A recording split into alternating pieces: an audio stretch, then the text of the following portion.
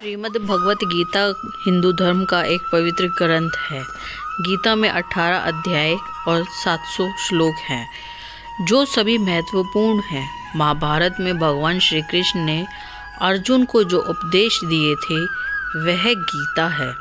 गीता में आत्मा, परमात्मा, भक्ति, कर्म, जीवन आदि का वृहद रूप से वर्णन किया गया है।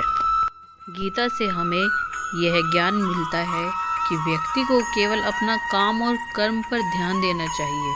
साथ ही कर्म करते समय इस बात का ध्यान रखना चाहिए कि हम जो भी कर्म कर रहे हैं उसका फल भी हमें निश्चित ही प्राप्त होगा।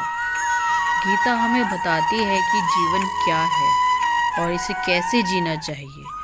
आत्मा और परमात्मा का मिलन कैसे होते हैं, अच्छे और बुरे की समझ क्यों जरूरी है। इन सभी गुण सवालों से जवाब हमें गीता से प्राप्त होते हैं। लेकिन सवाल यह है कि गीता का पूर्णतः ज्ञान कैसे प्राप्त किया जा सकता है और इसके लिए हमें कितनी बार पढ़ना चाहिए। गीता या फिर किसी भी पाठ से ज्ञान को प्राप्त करने के 4 स्तर होते हैं, या पठन ज्ञान, मनन ज्ञान, निधिध्यासन ज्ञान, अनुभव ज्ञान।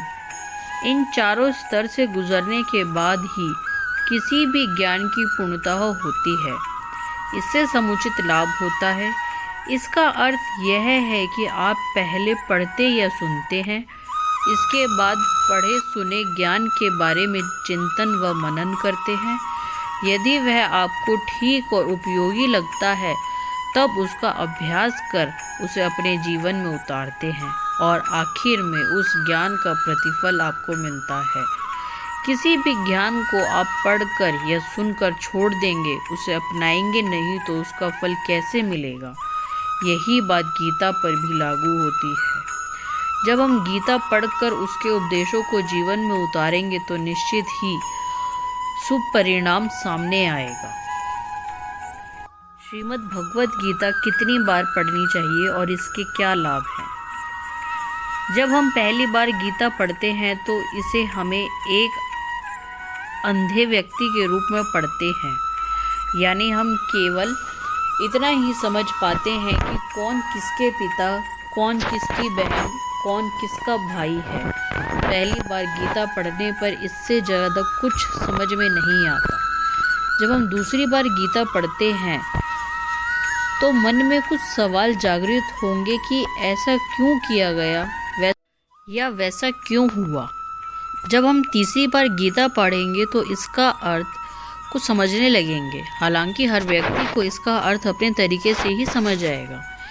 जब हम चौथी बार गीता पढ़ेंगे तो हर एक पात्र से जुड़ी भावनाओं को समझ पाएंगे, जैसे अर्जुन के मन में या दुर्योधन के मन में क्या चल रहा है।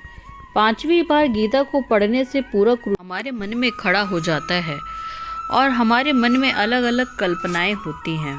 छठवीं बार गीता पढ़ने से हम भगवान को अपने सामने अनुभव करने लगते हैं और हमें ऐसा लगता है कि भगवान हमारे सामने ये सब बता रहे हैं। आठवीं बार जब गीता को पढ़ते हैं हमें यह पूर्णतः एहसास हो जाता है कि कृष्ण कहीं बाहर नहीं बल्कि हमारे भीतर ही हैं और हम उनके भीतर। श्रीमद् भगवत गीता पाठ के नियम। भगवत गीता पढ़ने के लिए सुबह का समय सबसे उत्तम माना जाता है, क्योंकि इस समय मन, मस्तिष्क और वातावरण में शांति व सकारात्मकता होती है।